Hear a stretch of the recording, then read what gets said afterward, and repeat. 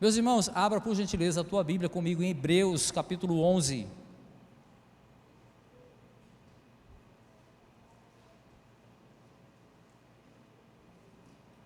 Eu estou brincando, gente, o Fábio é bonitão mesmo, viu? Até que ele não é essa coisa toda feio não, ele é bonito, né? Quebrar esse galho para ele.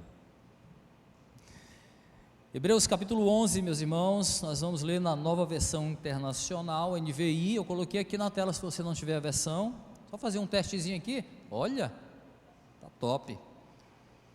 Então eu vou passar aqui no telão, nós vamos ver do versículo 1 ao versículo 6, tá bom? Atenção, escuta, acompanha a leitura do texto bíblico que vai nos conduzir aqui esta noite. Vamos lá. Diz assim: ora, a fé é a certeza daquilo que esperamos e a prova das coisas que não vemos, pois foi por meio dela que os antigos receberam bom testemunho. Pela fé, entendemos que o universo foi formado pela palavra de Deus, de modo que o que se vê não foi feito do que é visível. Pela fé, Abel ofereceu a Deus um sacrifício superior ao de Caim. Pela fé, ele foi reconhecido como justo quando Deus aprovou as suas ofertas. Embora esteja morto, por meio da fé, ainda fala. Pela fé, Enoque foi arrebatado, de modo que não experimentou a morte. Ele já não foi encontrado porque Deus o havia arrebatado, pois antes de ser arrebatado, recebeu o testemunho de que tinha agradado a Deus. Sem fé é impossível agradar a Deus, pois quem dele se aproxima precisa crer que ele existe e que recompensa aqueles que o buscam. Vamos orar juntos? Feche teus olhos. Deus de graça, de poder, Deus todo-poderoso, nós te louvamos, ó Deus, mais uma vez. Te agradecemos, ó Deus, pela tua graça, por ela estamos aqui. Obrigado, Senhor, pela liberdade que ainda temos, ó Deus, para ministrar a tua palavra, Senhor. Muito obrigado. Sabemos que os dias são maus e a tua palavra tem sido consolo e alimento, Senhor, para o teu povo. Que a tua palavra alcance, Senhor, mais e mais vidas e que possamos ser um instrumento também, Senhor, da tua obra perfeita, boa e agradável.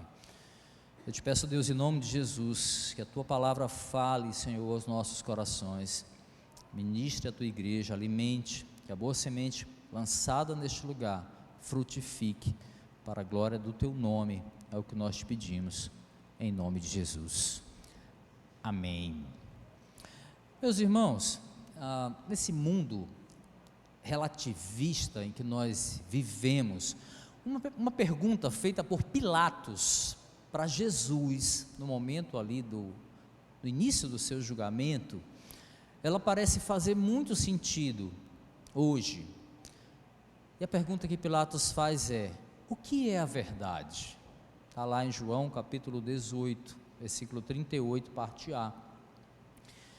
Cristo havia sido levado para o governador da Judéia para que ele fosse julgado, e os líderes religiosos o levaram àquele governador que tinha autoridade, porque a meta era que houvesse uma condenação à morte, e os judeus não poderiam fazer isso. Então a ideia de levar até Pilatos era para que Jesus fosse então condenado à morte, algo que eles não tinham autoridade para fazer. Pilatos então inicia ali o interrogatório com Jesus, e ele pergunta se de fato ele era rei dos judeus, como estavam apontando, estavam falando sobre ele. Jesus então responde, depois você confere lá em João 18 essa passagem, tá? Jesus diz assim: o meu reino não é deste mundo. Se fosse, os meus servos lutariam para impedir que os judeus me prendessem, mas agora o meu reino não é daqui.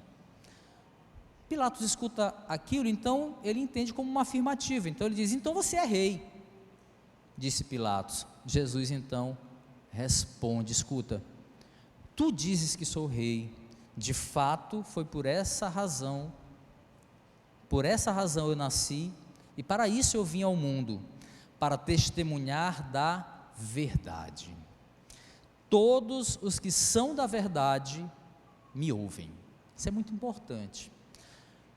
Sem compreender direito ali que verdade era essa que Jesus estava falando, ou talvez até influenciado pelos pensamentos filosóficos gregos, Pilatos então lança a pergunta, né? Depois que ele ouve isso, mas o que é a verdade, afinal de contas? E nesse mundo que nós estamos vivendo, meus irmãos, de muita relatividade, em que a verdade é relativizada, meias verdades, elas podem ser toleradas, né?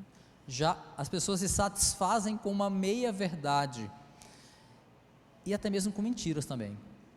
Uma mentira pode se tornar uma verdade, entre aspas, às vezes, por causa da nossa preguiça de pensar, a nossa preguiça de refletir.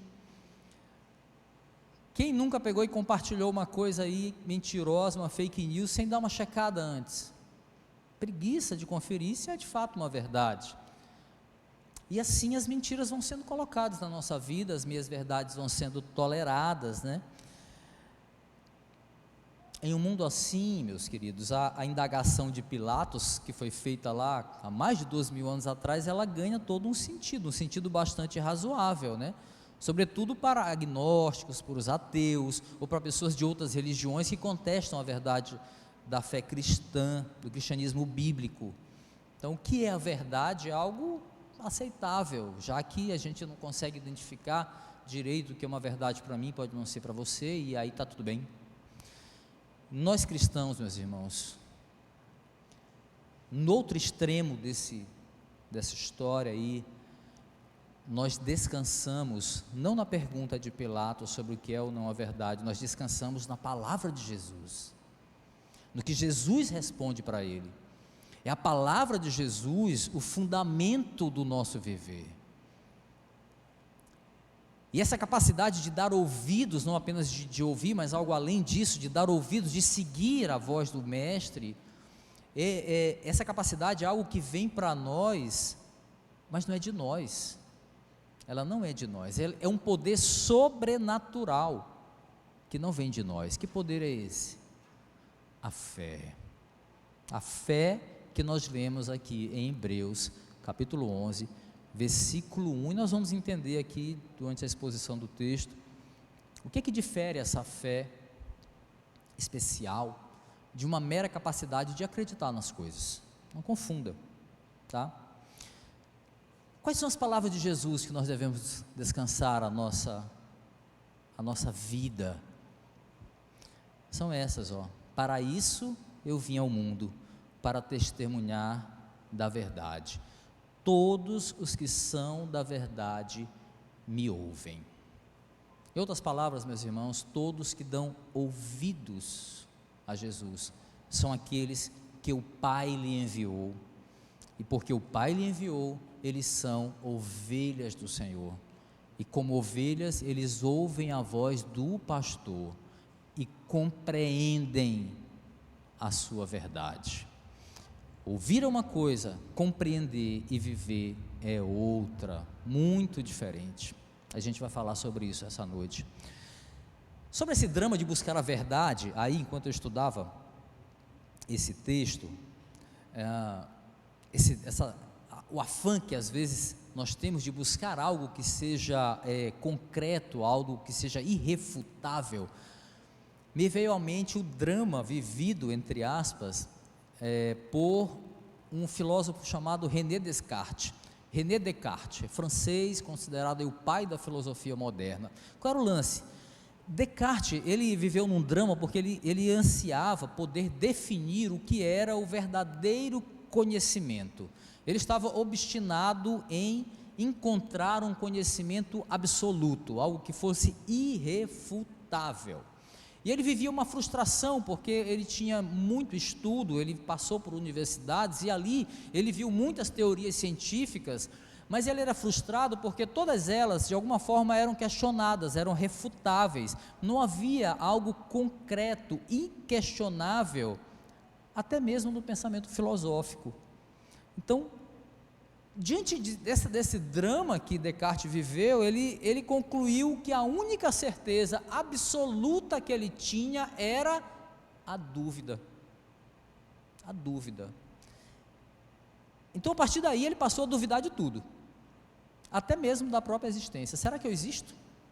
Olha, mas a dúvida era algo concreto. Então, no meio desse drama existencial aí, ele acabou diante de algo que ele não poderia duvidar, e que era absoluta, era real, a própria dúvida. Olha só, e aí, meus irmãos, duvidar, quando nós duvidamos de alguma coisa, é uma prova inconteste, irrefutável, de que nós estamos pensando, não é fato? E se nós estamos pensando, nós somos reais, nós existimos.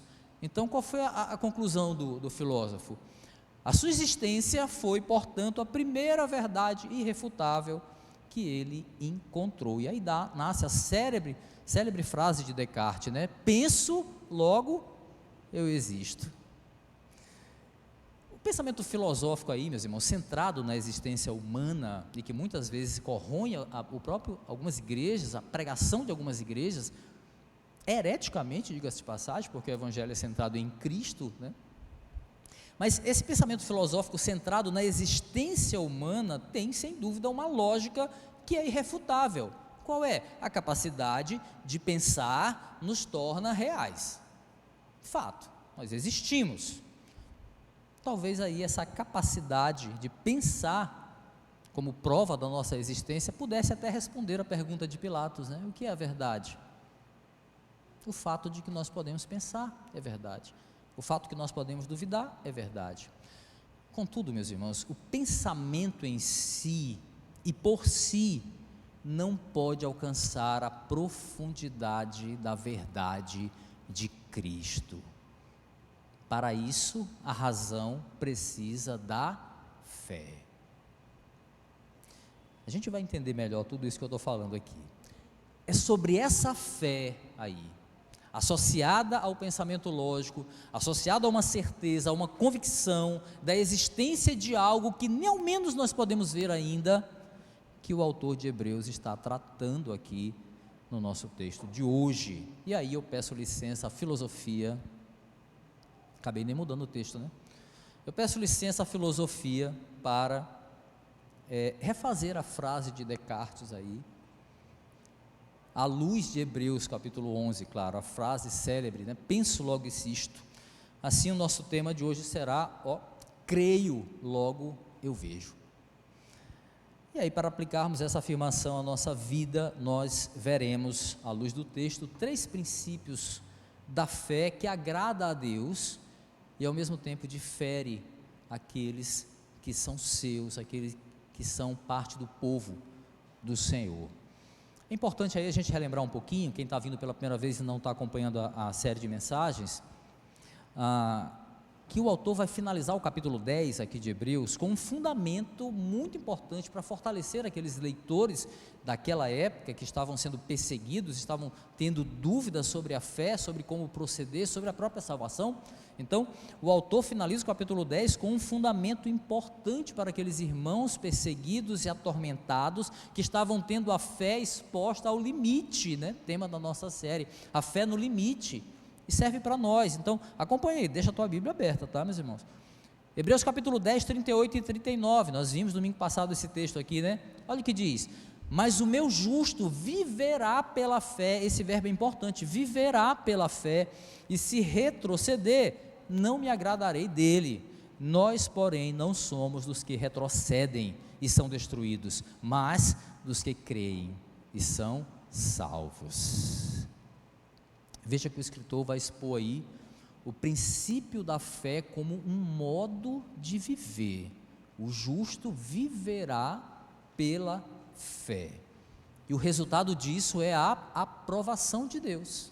Aqueles que vivem dessa maneira são aprovados pelo Senhor. É esse estilo de vida perseverante, meus irmãos, que leva o cristão a uma recompensa plena, que é a salvação que ele já experimenta em parte no presente.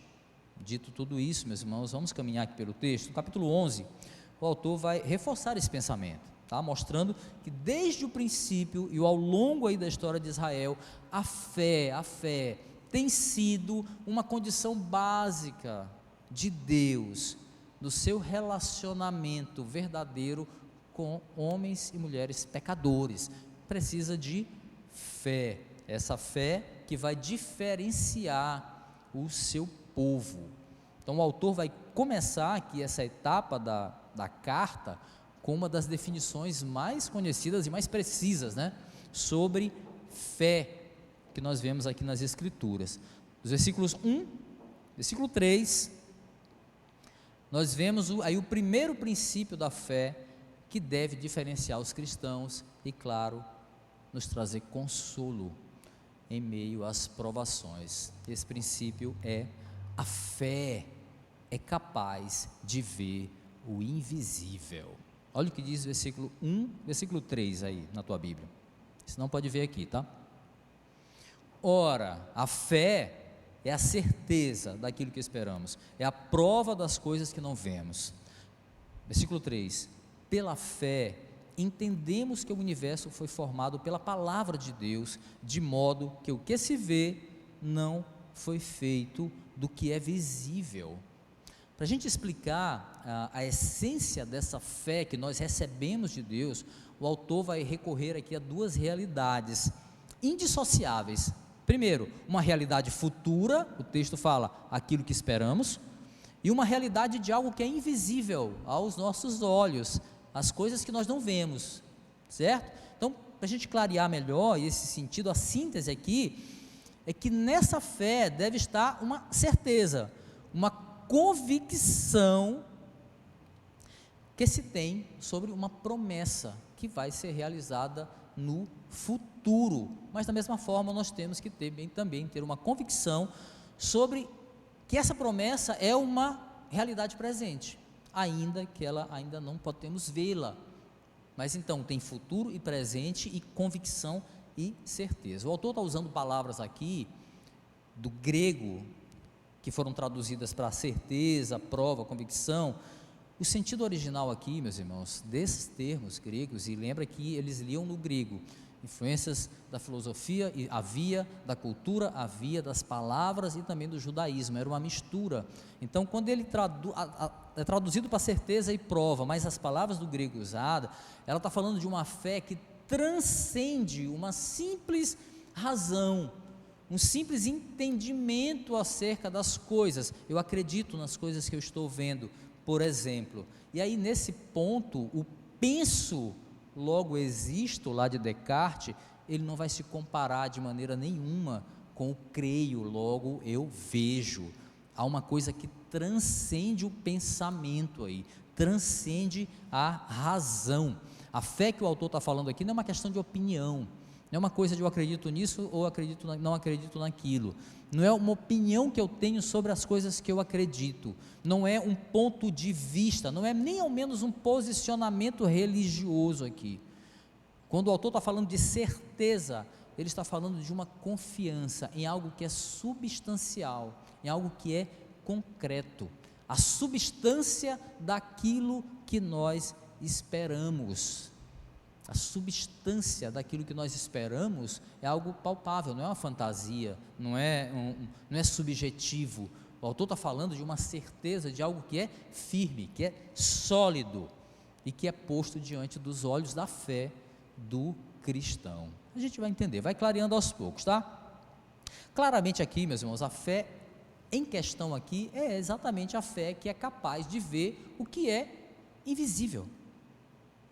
Por quê? Porque ela está alicerçada em uma convicção plantada pelo autor da promessa. Essa fé, ela transcende a razão no ponto de vista que nós nem ao mesmo entendemos ou explicamos por que nós cremos, mas o entendimento se torna claro e a fé se torna convicta, porque ela vem do próprio Deus para a nossa vida. É algo sobrenatural. Não se trata apenas da consciência em si, ou no conhecimento que há sobre as promessas escritas na Bíblia. Não é simplesmente saber todos os mandamentos de cor. tenho certeza que todo mundo sabe aqui, né? Os 10 mandamentos de cor, claro. Sabe, né? Tá bom. Não é só essa questão de saber os textos bíblicos, de conhecer os livros da Bíblia, de conhecer as promessas de cor, não é essa consciência. A fé está falando de algo que transcende, é uma convicção imutável de que esse futuro reservado para o crente já é real aqui no presente, meus irmãos. Esse futuro que nós vamos receber está logo ali, está ali, a gente pode ver, a gente já pode contemplar, ainda que a gente não esteja vivendo plenamente, mas aleluia, ele está ao alcance dos nossos olhos pela fé. Pela fé nós podemos contemplar no presente o destino futuro que nos foi selado na cruz do Calvário pelo sacrifício de Jesus Cristo, que é a vida eterna com Deus. Aleluia. Essa certeza, meus irmãos, capacita o crente a perseverar, porque ele sabe para onde ele está caminhando, ele pode ver pela fé para onde ele vai, e aí ele persevera. Eu consigo ilustrar isso na minha cabeça, a história de Estevão. Estevão estava sendo apedrejado ali, Deus permite que ele tenha uma visão celestial, é algo como, pela fé, ele viu para onde ele estava indo, as pedras deveriam estar dilacerando o seu corpo, não dá para imaginar a dor do que é morrer apedrejado, mas ele estava vendo para onde ele ia. Então essa dor, ela é muito menor, ou até mesmo anula, diante daquilo que nós vamos receber no futuro, e já podemos ver no presente. Aleluia. No versículo 3, o autor aí que nós vimos, o autor reforça a fé como um fator de entendimento. Isso é interessante. Ele diz: pela fé é que nós entendemos que o universo foi formado pela palavra de Deus. Pela fé nós entendemos que o universo foi formado pela palavra de Deus, de modo que o que se vê foi feito do que não foi feito do que é visível. Olha, vamos entender. Aqui a gente entra num ponto, meus irmãos, em que a fé salvadora, essa fé que nos salva, que vem do próprio Deus, ela é diferenciada da simples capacidade de acreditar em alguma coisa. É uma diferença muito específica e muito clara. Pessoas que não creem na Bíblia, por exemplo, buscam um sentido, entre muitas teorias, para explicar a existência do universo. Uma das mais conhecidas é a grande explosão cósmica que criou todas as coisas, criou entre aspas, gerou todas as coisas, chamado Big Bang, Entenda-se aí sobre essa explosão como uma grande liberação de energia, e essa energia liberada cria, aspas, o espaço-tempo, Mas essa teoria, assim como diria Descartes no seu drama, existem outras teorias, ela é refutável, ela é questionável, ela não tem uma substância, que nós acabamos de falar, que é o termo que acabou sendo traduzido aqui, por certeza, convicção, acaba sendo refutado por outras teorias. Contudo, a humanidade descrente ainda espera um cientista que vai explicar como surgiu a primeira substância, como surgiu a primeira subpartícula, ou a primeira partícula, como é que essa subpartícula surgiu, como é que dela apareceram outras subpartículas que se juntaram ao longo aí de bilhões e bilhões de anos, e aí resultou no universo que nós conhecemos hoje. A pergunta que não cala é: como que pode ter surgido as coisas do nada? Como isso? E mais, aí eu gosto dessas perguntas, porque eu até olho com uma certa compaixão cientistas ateus que não conseguem responder algumas perguntas. É preciso ter compaixão. Aí a pergunta, por exemplo, como é que a vida surgiu? Como é que a vida surgiu? Ainda que de alguma forma a matéria tenha surgido do nada, como é que algo sem vida, a não vida, se transforma em vida? Como isso? É como imaginar que esse púlpito aqui, feito de vidro, não tem nada vivo nele, daqui a bilhões e bilhões e bilhões de anos ele fosse evoluir e de repente vivesse. É tipo assim. Meus irmãos, é logicamente impossível obter uma explicação adequada para o surgimento das coisas a partir do nada. Por isso que é cada vez mais comum cientistas reconhecerem a existência anterior, a existência eterna de um Criador, Versículo 3 vai dizer: pela fé, nós compreendemos que o universo foi formado pela palavra de Deus. Tudo que se vê não foi feito do que é visível. Deixa Hebreus marcado aí, dá uma olhada em João, Evangelho de João capítulo 1, não desmarca, tá? Evangelho de João capítulo 1, versículo 1, 2, 3 e 4, que linda palavra, na Bíblia cronológica, João capítulo 1, versículo 1, é o primeiro versículo. Se você não tem a Bíblia cronológica, é a Bíblia que conta as Escrituras contadas em ordem cronológica dos fatos, é bem interessante. João capítulo 1, versículos 1 ao 4 diz assim: no princípio era aquele que é a palavra, ele estava com Deus e era Deus, ele estava com Deus no princípio, todas as coisas foram feitas por intermédio dele, sem ele nada do que existe teria sido feito, nele estava a vida, e esta era a luz dos homens. Deus, meus irmãos, em sua autoexistência eterna, criou o universo por meio da sua palavra. Disse Deus, você vai ver essa frase aí 10 vezes pelo menos, em Gênesis capítulo 1, disse Deus, e o Senhor então traz a criação, a existência, do nada, né? É pela fé nessa palavra aí, meus irmãos, que o crente deve sustentar a sua existência, e não no fato dele pensar, é nessa palavra, do Criador, um Deus poderoso, meus irmãos, para criar as coisas visíveis a partir do que é invisível, é o mesmo Deus que prometeu, por meio desta mesma palavra poderosa, uma herança eterna para aqueles que creem e vivem essa verdade. Louvado seja o nome do Senhor. E aí, quando nossa fé estiver no limite, nós devemos lembrar da palavra que nos chamou. A origem dessa palavra, quem é a origem? É o próprio Deus.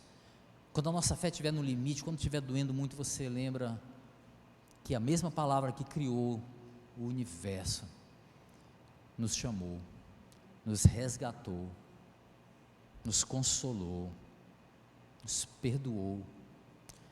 Do nada, esse Deus nos trouxe à existência, meus irmãos, nos escolheu antes da fundação do mundo, diz Efésios capítulo 1, versículo 4, antes dele nós recebemos a fé que é capaz de ver o invisível. Aleluia. O autor de Hebreus então segue aí falando dessa fé especial que marca a vida do cristão. Nós já vimos que ela não se trata apenas de crer, ou mesmo de entender alguma coisa, claramente, é uma certeza, é uma convicção, é algo que está ligado de uma forma intrínseca na vida do homem, na existência do crente, é algo indissociável, porque se trata não apenas de uma concepção de crença, mas é uma certeza, é uma convicção, é algo que não dá para tirar de nós. E aí um princípio que é pouco atentado sobre a fé, meus irmãos, porque nós reduzimos a fé à mera capacidade de crer, não é? Porque a gente crê, eu tenho fé, por isso a gente deixa de atentar para um princípio que nós vamos ver agora, a partir daqui, o segundo princípio, a fé, meus irmãos, como estilo de vida. Olha só, versículo 2, versículo 4 e versículo 5, olha o que diz: Pois foi por meio dela, da fé, que os antigos receberam bom testemunho. Pela fé, Abel ofereceu, versículo 4, pela fé, Abel ofereceu a Deus um sacrifício superior ao de Caim. Pela fé, ele foi reconhecido como justo, quando Deus aprovou as suas ofertas. Embora esteja morto, por meio da fé, ainda fala. Pela fé, Enoque foi arrebatado, de modo que não experimentou a morte. Ele já não foi encontrado, porque Deus o havia arrebatado, pois antes de ser arrebatado, recebeu o testemunho de que tinha agradado a Deus. A fé como estilo de vida. Esse receber um testemunho, que você está vendo aqui na tradução do NVI, pode ser entendido literalmente como alcançar uma aprovação de Deus, tá? A gente vai explicar.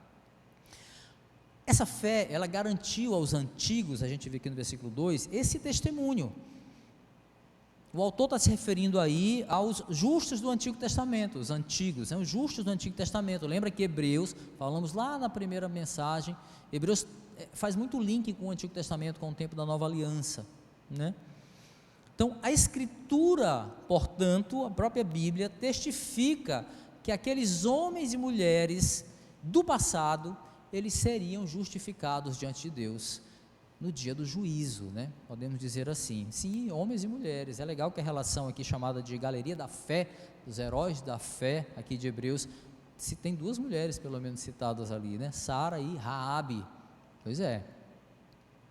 E o fato deles terem, esses homens e mulheres, terem seus nomes registrados aqui nas Escrituras, é um sinal inconteste de que Deus aprovou a fé desses santos, desses justos, e aí ele testifica a respeito deles, esse bom testemunho, em que pese que eles eram pecadores, que eles tiveram momentos de fraqueza também, e talvez até de dúvida, como todos nós, duvidado por algum instante, as suas vidas continuam encorajando as pessoas, as suas vidas continuam sendo exemplo para os outros. O autor frisa bem isso quando ele vai falar de Abel, aqui no versículo 4, parte B, ele diz, embora esteja morto, por meio da fé, ele ainda fala, né? Então, a fé de Abel, o testemunho de Abel, a vida de Abel, ainda é exemplo de fé para as pessoas. Abel é considerado o primeiro homem, né, da Bíblia, das Escrituras, que recebeu esse testemunho divino, né, de uma pessoa que é justa e que viveu pela fé. Depois você vê lá, Gênesis capítulo 4, diz: o Senhor aceitou com agrado Abel e sua oferta. Só para a gente relembrar um pouquinho essa história, está lá em Gênesis capítulo 4, Caim, era irmão de Abel, levou ofertas para Deus do fruto da terra. Já Abel levou as primícias das gorduras, das primícias do seu rebanho, o melhor que ele tinha. E aí, tem várias coisas para a gente interpretar aí, mas não vamos nos ater muito, que o nosso texto é Hebreus, não Gênesis 4, tá? Mas só rapidamente, para a gente entender, há estudiosos que interpretam que Deus aceitou a oferta de Abel, pelo fato dele ter trazido uma oferta de sangue, e isso mostra que Deus requer esse tipo aí de oferta, de certa forma está implícita essa intenção, esse agrado de Deus por essa maneira de oferta, porque o próprio Deus matou um animal para cobrir Adão e Eva do seu pecado. Muito provavelmente aquela pele de animal estava ainda banhada de sangue, então esse sacrifício de animal parece ser algo que agradava a Deus, é uma possibilidade. Outros estudiosos já atentam mais para o fato de que Caim não teve o zelo pela oferta que ele deu, ele nem ao menos deu a oferta das primícias da colheita dele. Então não se trata exatamente isso porque um deu vegetal e o outro deu animal, eles se atentam mais pela falta de zelo, como Caim apresentou para Deus a sua oferta. E outros preferem limitar essa história à soberania de Deus. Deus escolhe aceitar a oferta de que Ele quer, aquele que Ele entende que vai glorificá-lo. Ok, mas o mais importante aqui, gente, para a gente compreender, é que a razão principal da aceitação da oferta de sacrifício de Abel foi ele ter oferecido, Hebreus responde, pela fé. Foi a fé. Então fica subentendido aqui que a oferta de Caim não tinha o peso da fé. Ele ofereceu sem seguir os padrões de Deus, ou talvez o padrão principal, que é a própria fé. Não tinha foi só uma mera formalidade. O que isso importa para a gente? Entender que o princípio da oferta, meus irmãos, sem fé, é ensinado por Deus desde o começo da sua relação, do seu relacionamento com o seu povo pecador. O princípio de que sem fé a oferta não tem valor agradável a Deus. E a gente faz um paralelo agora de Gênesis com o nosso texto de Hebreus capítulo 11, e a gente vê que a motivação, a atitude do coração é o que vai revelar a sinceridade da nossa fé. Deus olhou o que Abel ofereceu, e ele olhou o coração de Abel, ele olhou o que estava dentro, ele não olhou o que estava aparente. 1 Samuel capítulo 16, versículo 7 diz um texto lindo, né? Deus não vê como o homem vê, graças a Deus, graças a Ele mesmo, né?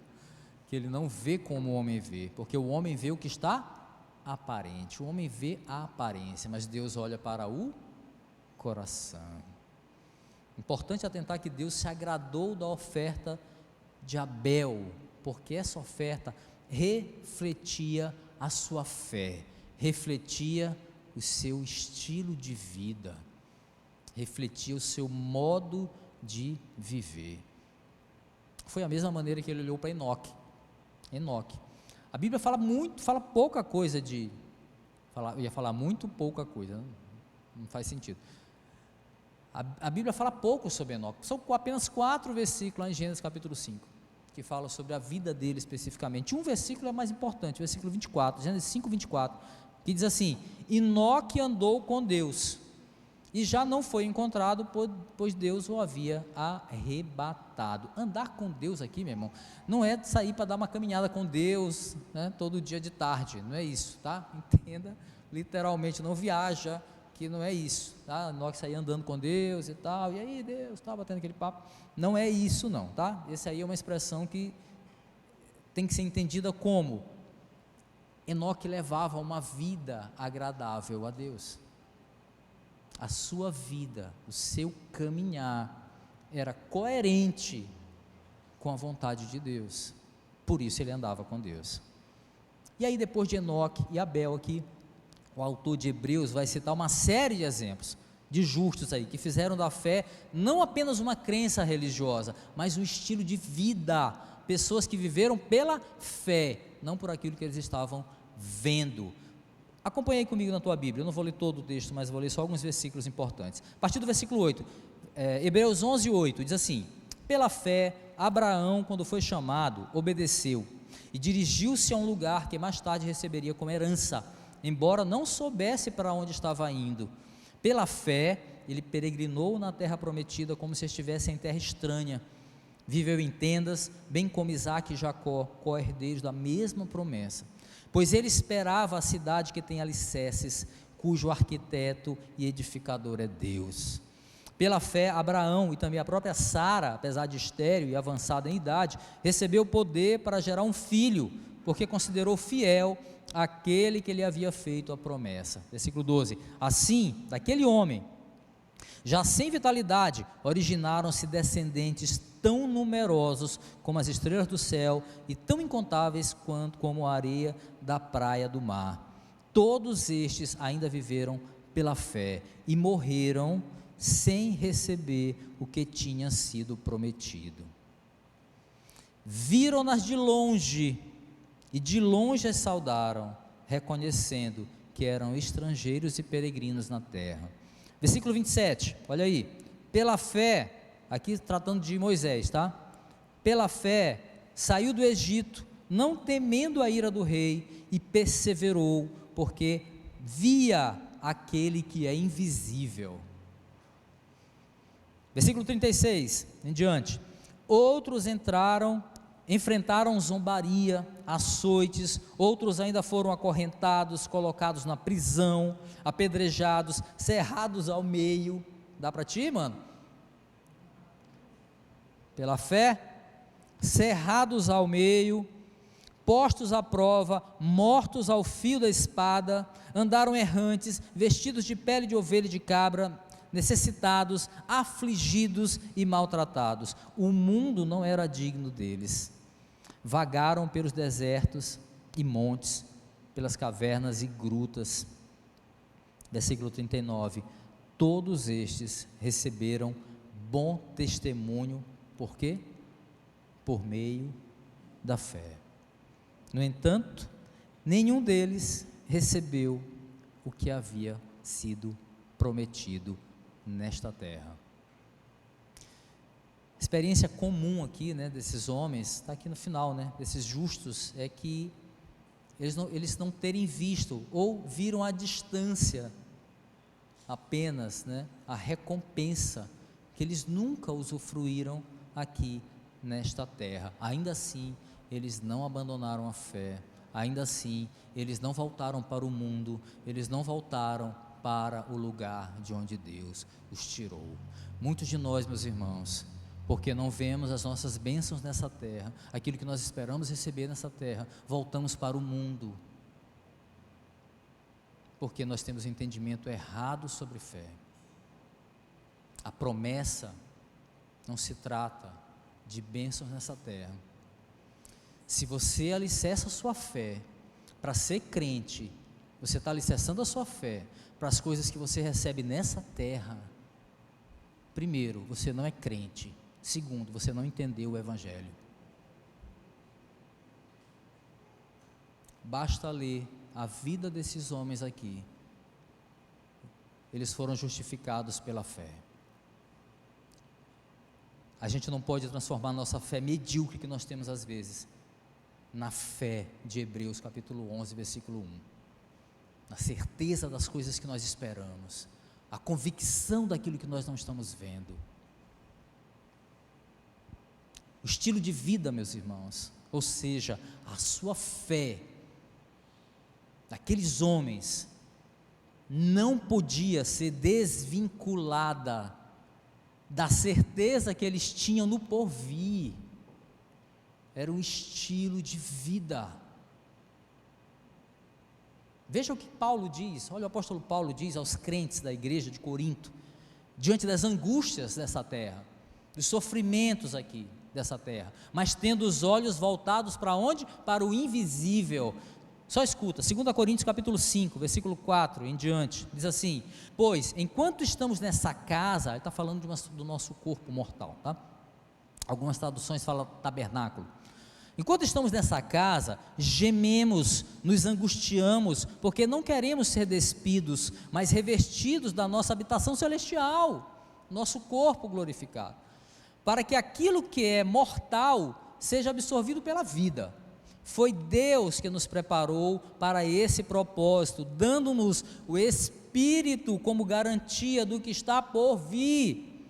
Portanto, versículo 6, temos sempre confiança, sabemos que enquanto estamos no corpo, estamos longe do Senhor. Veja que ele olha lá, ó, lá, versículo 7, anota, 2 Coríntios capítulo 5, versículo 7, porque nós vivemos por fé, e não pelo que nós vemos. Os que vivem pela fé, meus irmãos, ou seja, os que têm na fé algo maior do que simplesmente crer, mas algo mais profundo do que isso, mas tem na fé um estilo de vida, são estes que os Deus consideram os seus, os verdadeiros cristãos. Quantos de nós, meus irmãos, quantos de nós podemos dizer, em vez de apenas eu acredito na palavra de Deus, pode dizer assim: eu vivo pela fé na palavra do meu Deus. Acreditar, até o diabo acredita, piamente. Será que a gente pode dizer, eu vivo pela fé na palavra do meu Deus? Quantos de nós, meus irmãos, tem buscado fazer do seu modo de vida uma oferta agradável para Deus? Quantos de nós? A gente tem que refletir, meus irmãos. E aí, por fim, o terceiro princípio da fé, que deve diferenciar os cristãos e também nos acalentar, em meio às provações, é a fé que nos aproxima de Deus. Olha o que diz o versículo 6 aí. Sem fé é impossível agradar a Deus, pois quem dele se aproxima precisa crer que ele existe e que recompensa aqueles que o buscam. É legal chegar nesse versículo 6 sabendo de que fé o autor está falando, né?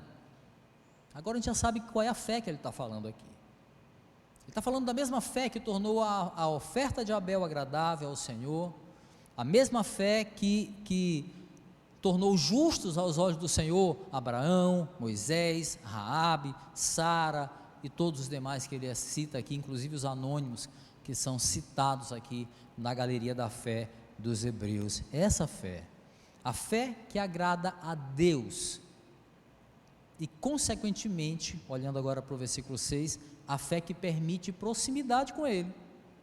Essa fé é aquela fé que capacita o homem a ver o invisível, porque o invisível é o próprio Deus, e Ele é fiel para recompensar aqueles que os buscam, diz aí a parte B final aí do versículo 6. A recompensa aqui, meus irmãos, não deve estar focado nas bênçãos dessa terra. O conceito de fé, que quando nós começamos lá no capítulo, lá no versículo 1, se refere a bênçãos futuras, né? Aquilo que se espera, coisas que não se pode ver. Essa recompensa está apontando para o futuro, mas que nós já podemos ver no presente pela fé. Essa é a diferença. A recompensa aguardada, reservada para aqueles que buscam o Senhor, elas apontam as promessas que se realizaram por meio do sacrifício agradável de Jesus na cruz do Calvário por nossas vidas. Aponta para Jesus.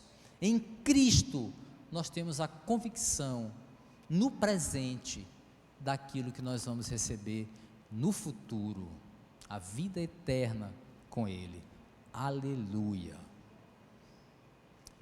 Esse Deus, meus irmãos, invisível aos olhos humanos, embora Ele se revela para que nós possamos ver, a natureza revela a glória de Deus, as pessoas que Ele bota na nossa vida, os nossos amigos, nossos filhos, esposas, pais, mães, você não vê a glória de Deus nisso?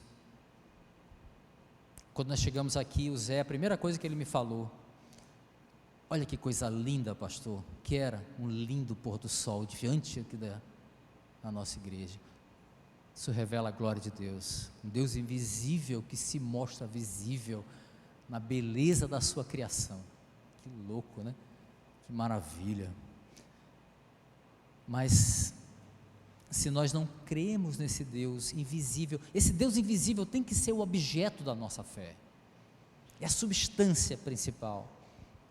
Se nós não crermos que Deus é a base de todas as coisas, que Ele é o Criador de tudo, que dele vem a salvação, que só dele vem a salvação, que dele vem as promessas de uma eternidade futura, se nós não crermos nisso, meus irmãos, a nossa existência se resume ao ato de pensar e de duvidar.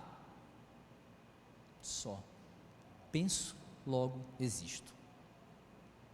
Estaríamos então sujeitos aí a nos acalentarmos, a nos consolarmos com a descoberta que aliviou, né, a crise existencial de Descartes. Quando ele viu na capacidade de duvidar a verdade irrefutável, né, que ele precisava para crer que ele mesmo existia. Se ele duvidava, ele pensava, né? Então ele existe. Todavia, meus irmãos, a fé sobre a qual a Bíblia nos fala aqui em Hebreus, não é a fé do penso, logo existo, é a fé do creio, logo eu vejo o invisível.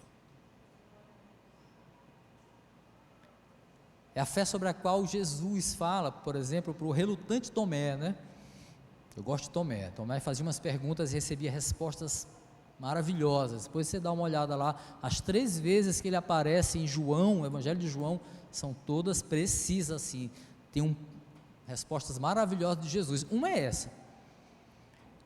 A fé que Jesus fala para Tomé, lá em João capítulo 20, só escuta, João capítulo 20, versículo 27 ao 29. Jesus disse a Tomé: coloque o seu dedo aqui, veja as minhas mãos, estenda a mão, coloque-a no meu lado, pare de duvidar e creia. Ele diz, João 20, 27, anota bem aí, tá?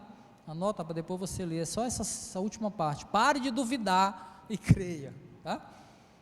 Versículo 28, disse-lhe Tomé, Senhor meu e Deus meu. Foi a primeira vez que Cristo é chamado de Deus por alguém, é bem aqui. Versículo 29, então Jesus disse, porque me viu, você creu, felizes os que não viram e creram. Aleluia. A fé que move o justo, meus irmãos, não depende daquilo que nós podemos ver, mas depende da certeza de que o invisível é real. A substância da nossa fé é a promessa, é a palavra. A substância da nossa fé é o próprio Deus invisível que habita em cada crente por meio do Espírito Santo. A prova das coisas que nós não vemos, meus irmãos, é a convicção de que Cristo nos deu a salvação, que Ele vive e que Ele voltará. Aleluia. A igreja deve ansiar por esse momento. Ansiar por esse momento.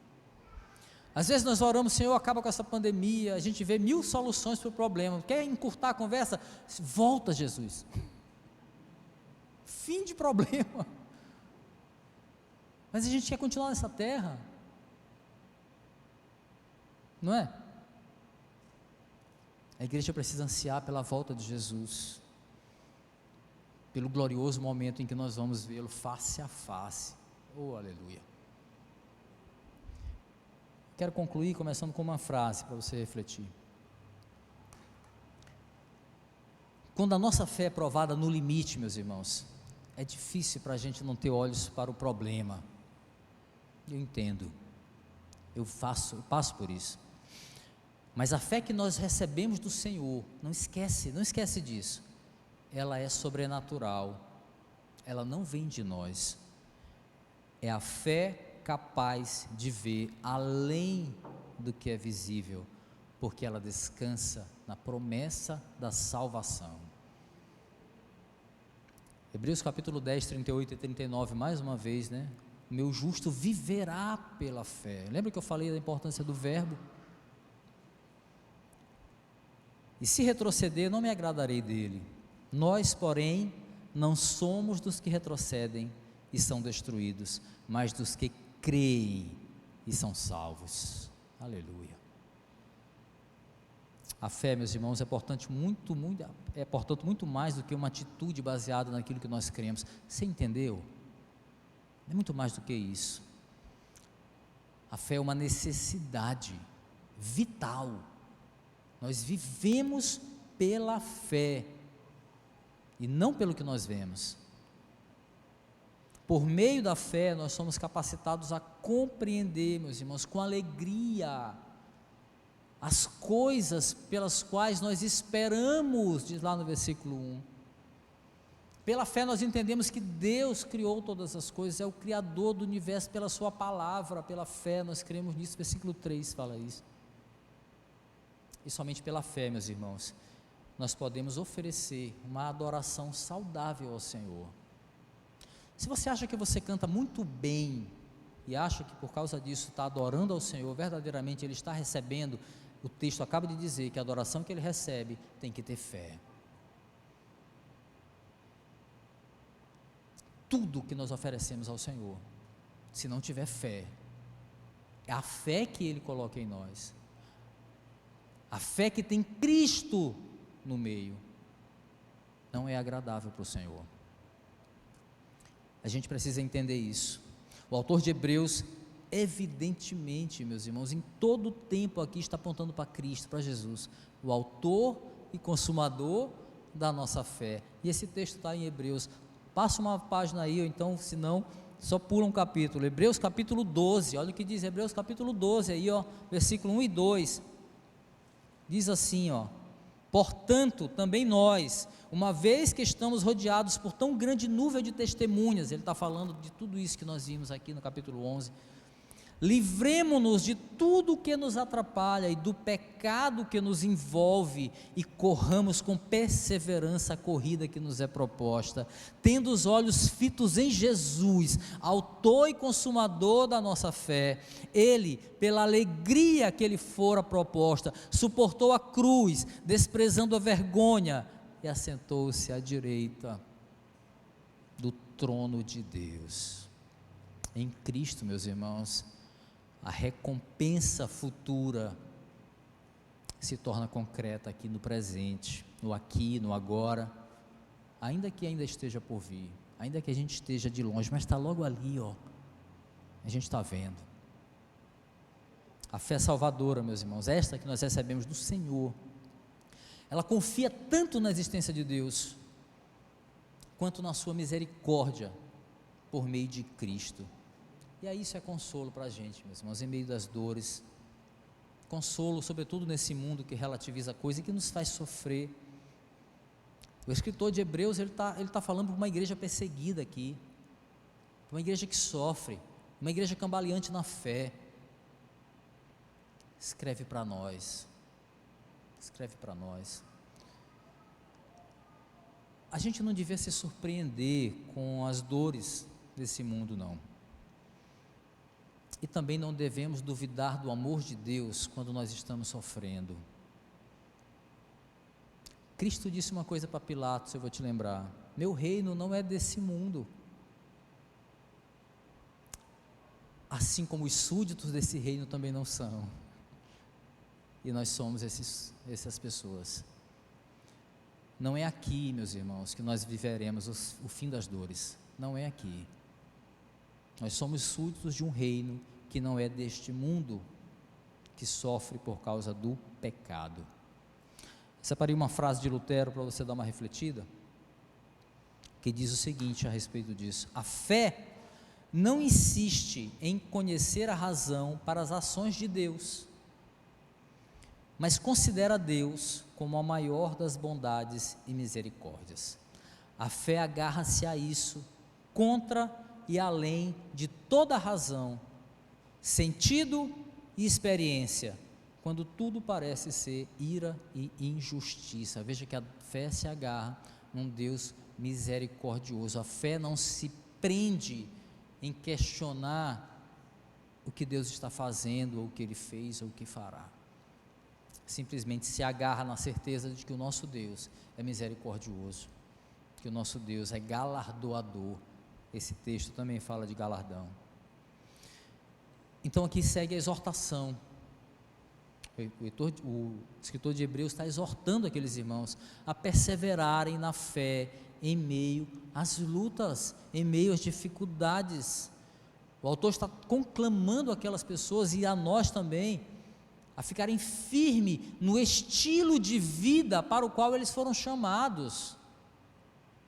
Ficar firme no seu modo de viver, porque o justo viverá pela fé. É o modo de viver. Sem esse entendimento, meus irmãos, sobre fé, não dá para a gente agradar ao Senhor.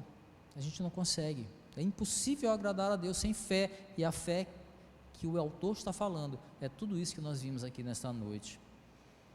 É inviável ter um relacionamento pessoal, íntimo, verdadeiro com Deus.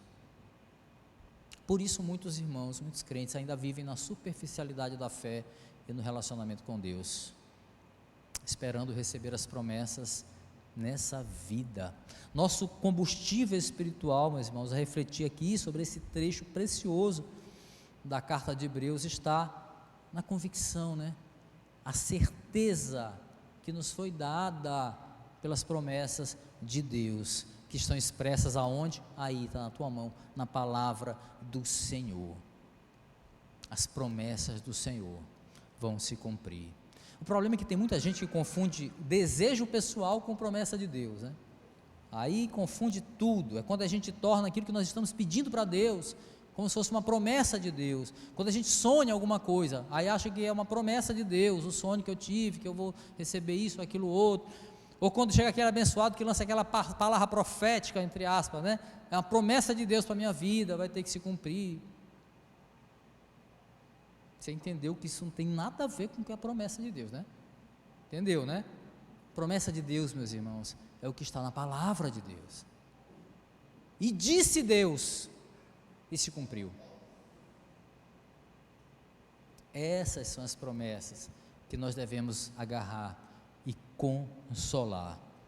As promessas de Deus sobre a qual nós devemos descansar, já estão reveladas nas Escrituras. Não busque nada além disso. A fidelidade de Deus, meus irmãos, em cumprir a sua palavra, é a recompensa garantida para aqueles que o buscam. A fidelidade de Deus em cumprir a sua palavra é a recompensa, é aquilo que nós esperamos. É este o grande bem futuro que espera a nossa fé. Descansa nisso, se alegra nisso. Amém. Vamos orar? Ficar de pé.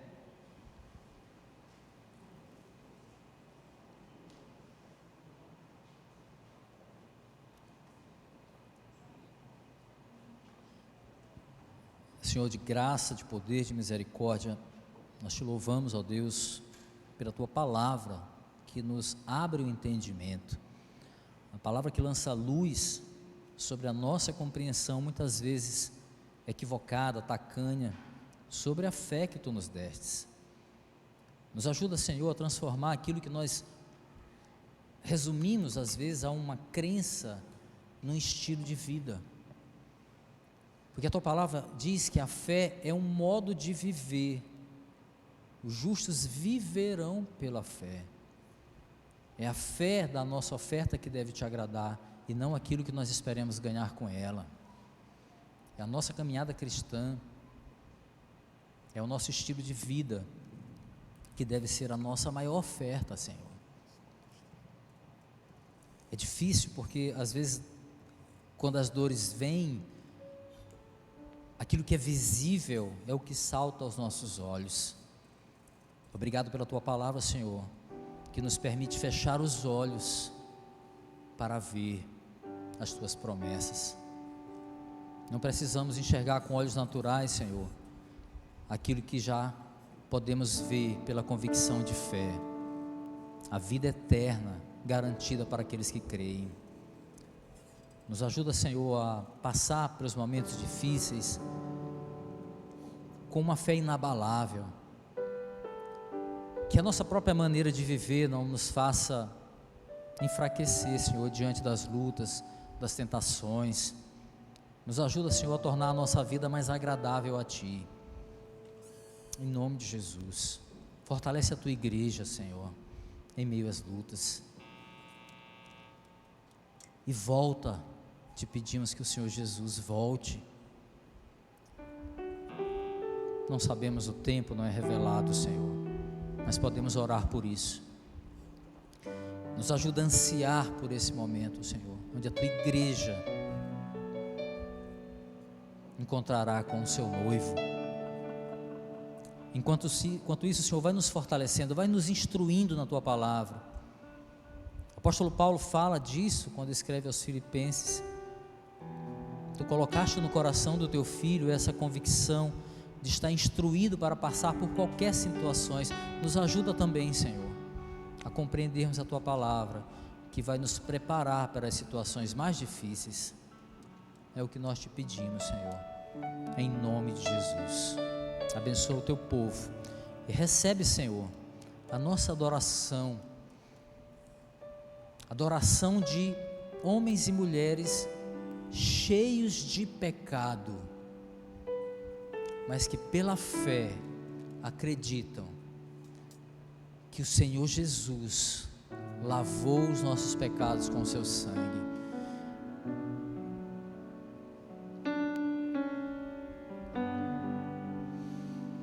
E por isso nós podemos te adorar, Senhor, sem sermos consumidos, porque Jesus pagou o preço, porque o sangue do Senhor está sobre nós.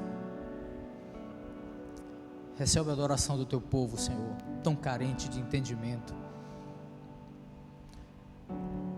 Recebe a nossa adoração, Senhor, te pedimos em nome de Jesus. Amém.